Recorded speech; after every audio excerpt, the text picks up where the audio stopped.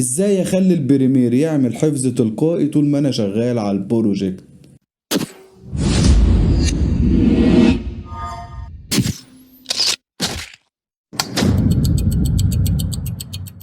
السلام عليكم ورحمة الله وبركاته. طبعا كلنا بنبقى قاعدين في المونتاج دماغنا فيها ألف حاجة، فكل ما بنعمل خطوة جديدة لازم نعمل كنترول اس علشان نعمل حفظ للبروجكت بتاعنا. فلا قدر الله لو النور قطع او حصل اي حاجة، كل الخطوات اللي انت عملتها النهاردة ضاعت منك.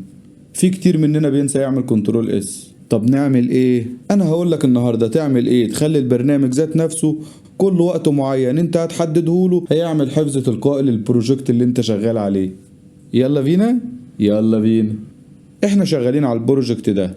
طبعا احنا عارفين ان احنا بنعمل سيف للبروجكت طول ما احنا شغالين بالكنترول اس. طب نعمل ايه لو احنا انشغلنا ومع ضغط الشغل نسينا نعمل كنترول اس؟ طب انا اعمل ايه علشان اخلي الجهاز بتاعي يعمل سيف اوتوماتيك من غير ما انا اعمل كنترول اس؟ كل اللي هعمله ان انا هاجي على القايمة عندي فوق، وهاجي عند الايديت هدوس عليها كليك شمال مرة واحدة، وانزل اخر خيار البريفرنسز، وهلاقي عندي الاوتو سيف. بضغط على الاوتو سيف اللي هو الحفظ التلقائي. بتفتح لي القايمة الحلوة دي.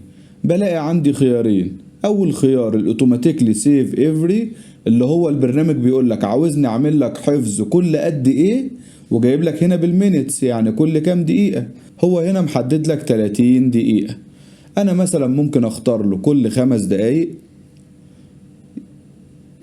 او كل دقيقة.